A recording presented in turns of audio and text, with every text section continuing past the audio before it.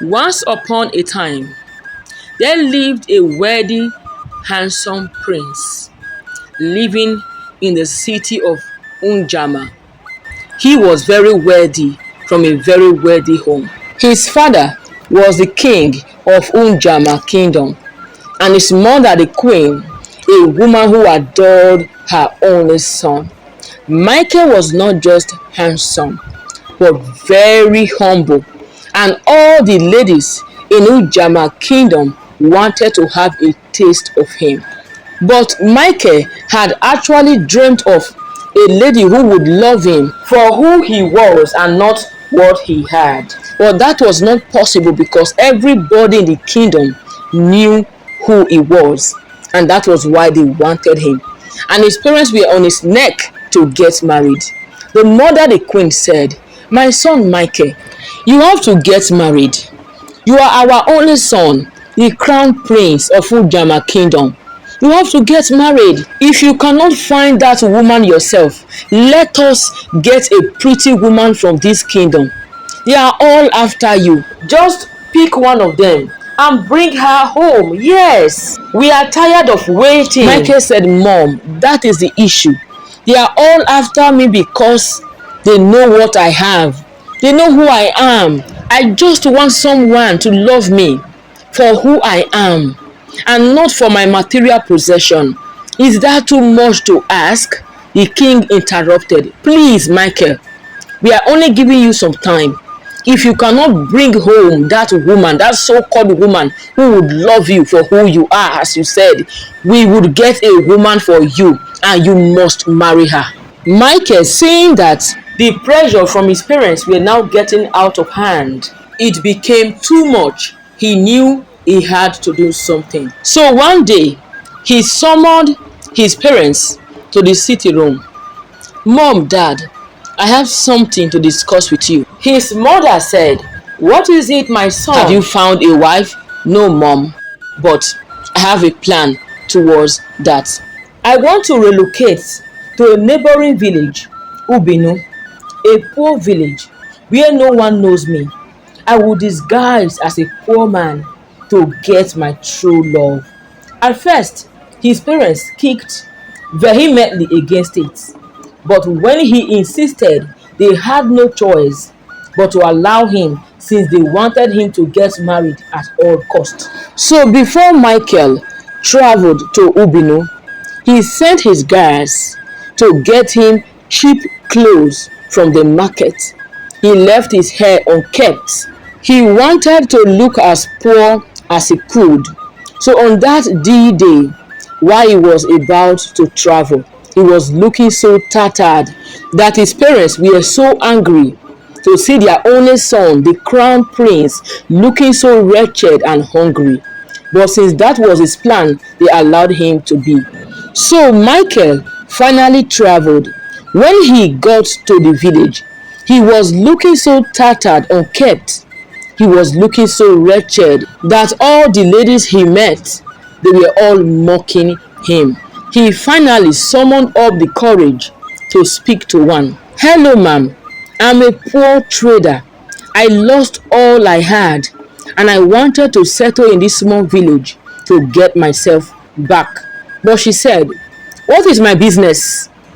If you are going to get yourself back, how is that my business? You ugly, wretched thing. Please get away. Look at this poor thing having the effrontery to stop me, asking me rubbish questions." She hissed and walked out of him. She walked away, not knowing that he was a rich prince in disguise. He met another girl. "Hello, ma'am. I'm a poor trader. I lost all I had and I wanted to settle down in this village to get back myself. I don't even know anyone around." She looked at him angrily and slapped him.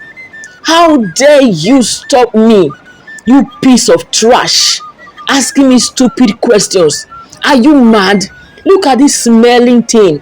Get out." Michael was shocked. How can a girl be so mean, slapping an helpless man? Yet again, he summoned up the courage to meet another girl, the third girl. But this time, she shouted at him, abused him, and walked angrily away. He was gradually getting tired, but kept on going until he met two girls named Mary and Martha. Please ma, help a poor trader. I'm a poor trader. I lost all I had. I have nothing on me. I don't know anyone in this village and I'm so hungry. I'm looking for a place to lay my head. You can lay your head in the bush. Look at this ugly poor man. How dare you? What effrontery. Please don't ever stop me again. She was leaving, but Mary spoke to him with kindness. Oh, I'm so sorry to hear that. Okay, you can come with us. I will speak to our parents if they can help in any way. Michael was so excited. Thank you, ma. Thank you, ma. Thank you, ma. But Martha shouted, how dare you? Mary, you want to bring a madman to my parents' house? She said, Martha, that is my parents' house too. After much argument, he followed them home. But when they got home, Juliana, looking so angry, who is that madman with you? Why is he here? Martha said, Mommy, I told Mary. Mary brought this madman to the house. Juliana instantly slapped Mary. Stupid girl, you witch of a child. You want to kill me the way you killed your wretched mother. You bringing a total stranger to my house. She started beating her, but Michael intervened. But please ma, it's not her fault. She was only trying to help me. I'm a poor trader. I have lost everything. All I wanted was a roof over my head and something to eat. Juliana looked scornfully at him. Go to hell. Who cares about you? Leave my compound. Juliana sent him away. But John could not say anything or do anything. So Mary went out with Michael and said to him, Sir, I am sorry. At this point, there is nothing more I can do. I am just a poor girl without a mother. And my stepmother had bewitched my dad. She controls him also. So my hands are tied.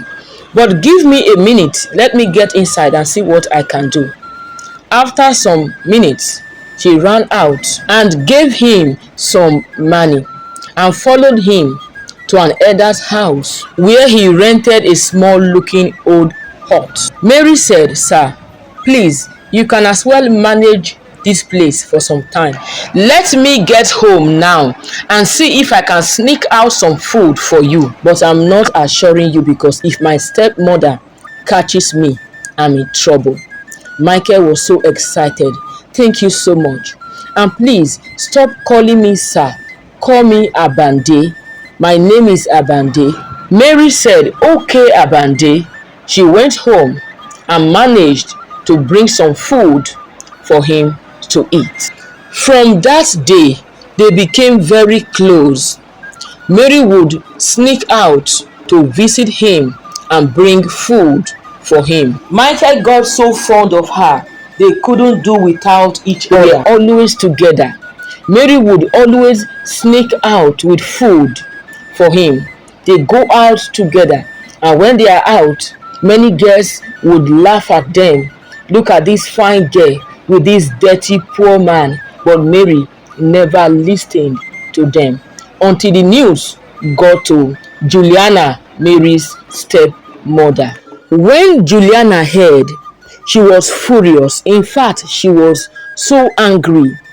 She beat up Mary, burnt her clothes, locked her in the house, and her husband, Mary's father, couldn't say a word. Martha was happy. Martha was as wicked as her mother. Beat her, useless girl. She's a prostitute. She's sleeping with him and all other men. The mother beat her, injured her, and locked Mary in the room, crying. Then she went to her husband, John. John, I am tired of your daughter in this house. I want to take a loan and use her as a collateral.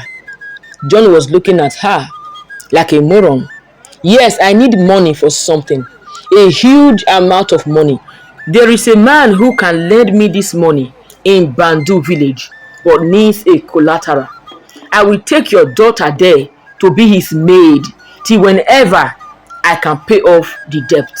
Juliana was not taking permission. She knew that John had no say at all. So the next morning, Juliana dragged Mary out and they both embarked on the journey. So when they got there, Juliana took the loan and left Mary there to serve as a maid. I will come back to take her when I have the money, but for now let her work for you. But the truth was, Juliana had no intention of coming back to clear any debt. She just wanted to get rid of Mary permanently. So when she got home without Mary, she met Michael at the entrance of the house, knocking. Juliana said, "What are you looking for, you madman?" Michael said, "Ma, I'm here to look for my friend Mary. I've not seen her for days." Juliana laughed wickedly. "You are here to look for Mary, your friend. She's now married. We married her off. She has gone to her husband's house. In fact, I'm just coming back from there right now. So, Mr. Abande or Bande or whatever you call yourself, go back to the debris where you belong. Never cross my gate again." Michael was heartbroken and shocked at the same time. "But ma, I was with Mary for so long. She never told me she was going to get married." Juliana responded, "Because you are a nobody. She owed you no explanation. Mary does not value you. She only pitied you. You are a gutter man. Leave my house." Michael cried out, devastated. As he walked home, he was shocked, crying, and bitter. So Mary never really valued me. How come she pretended all this while that she cared? So she only pitied me. How I thought she loved me. And I thought I had found a wife. What is all this? Mary, where are you? How could you do this to me? You have broken my heart. He cried home. He was so bitter. Back to square one. So Michael was so frustrated at this point. He could not eat for days because he was already fond of Mary. No one could fill that gap that Mary left